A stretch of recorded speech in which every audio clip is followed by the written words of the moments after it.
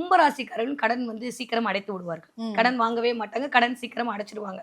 மகரமும் சரி, மீனராசிக்காரர்களும் சரி, எனக்கு தெரிஞ்சு ரொம்ப ரொம்ப அப்படியே கேர்ஃபுல்லா இருக்க வேண்டிய ராசி என்னன்னா இந்த மேஷம், ரிஷபம், அதை தாண்டி இந்த கடகராசிக்காரங்க. கடகராசிக்காரங்க மாதிரி கடன்ல வாழ்நாள் ஃபுல்லா இருக்கிறவங்க யாருமே கிடையாது. இது வந்து எவ்வளோ பெரிய மல்டி மில்லியனரா இருந்தாலும் சரி, இல்ல சாதாரண ஆட்களாக இருந்தாலும் சரி, அவங்க அவங்களுடைய நிலைமைக்கு தகுந்த மாதிரியான கடன்ல இருப்பாங்க. ஏன்னா அந்த வீடு நீர் வீடு தான். ஸோ கடன்ல இருக்கணும் தான் அவங்களோட விதியே. அவங்களுக்கு அப்படிதான் இருக்கும். தண்ணியா பணம் வந்து அவர்களுக்கு செலவாகி கொண்டே இருக்கும். என்னதான் பண்ணாலுமே இந்த 2 இடம் தாண்டியும் யாருக்குமே தெரியாத ரகசியம்னா கடகராசிக்காரங்க நிறைய இது பண்ணுவாங்க. ஆனா ஒரு சீக்ரெட் சொல்லித்தரேன். உங்க ஃப்ரெண்டோ இல்ல உங்க தெரிஞ்சவங்களோ கடகராசிக்காரங்க அமைஞ்சிட்டாங்கன்னா நீங்க தான் உலகத்திலே லக்கி.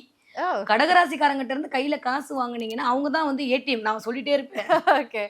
ஓகே நடமாடும் இவங்க வந்து அவங்ககிட்ட கையில வாங்கி நிறைய பேர் சூப்பரா இருப்பாங்க. ஆனா என்னைக்கு கொடுத்தாங்களோ அன்னையிலிருந்து கடகராசிக்காரர்கள் ஓரளவுக்கு தன்னுடைய பொருளாதார நிலையில் கீழிறங்கி போவார்கள். அதுவும் சுக்கிரதசைலாம் நடக்கும்போது தப்பி தவறி கடன் கொடுத்துட்டாங்கன்னா அந்த 20 வருஷமும் கஷ்டப்படக்கூடிய ராசி கடகராசி தான். Okay ma'am. இப்போ 12 ராசிகளுக்கும் கடன் அடைகிறதுக்கு எளிமையான பரிகாரம் ஏதாவது எங்களுக்காக சீக்ரெட் இருக்கா? 12 ராசிக்காரங்களுக்கும் கடன் அடையணுமா? சரி அடைச்சிருவோம். ஓகே. எப்பயுமே நான் சொல்ற மாதிரி எல்லாமே நம்பிக்கை சார்ந்துதான் இயங்குகிறது அப்படின்ற பட்சத்துல சில சில சின்ன சின்ன விஷயங்கள் பண்ணா போதும். நீங்களும் பொண்ணு நானும் பொண்ணா இருந்தாலுமே உங்களுக்கான ட்ரெஸ் கோடு எனக்கான ட்ரெஸ் கோடு ஒன்னா செட் ஆகுமா? செட் ஆகாது. அது எதை பொறுத்து இருக்குன்னா அவருடைய உருவ அமைப்பை பொறுத்து இருக்கு, அவங்களுடைய ஹைட் அண்ட் வெயிட்டை பொறுத்து எல்லாத்தையும் சார்ந்து அது இயங்கும். ஆனா தன்மை ஒண்ணுதான்ற மாதிரி எல்லாருமே மனிதர்கள் தான்.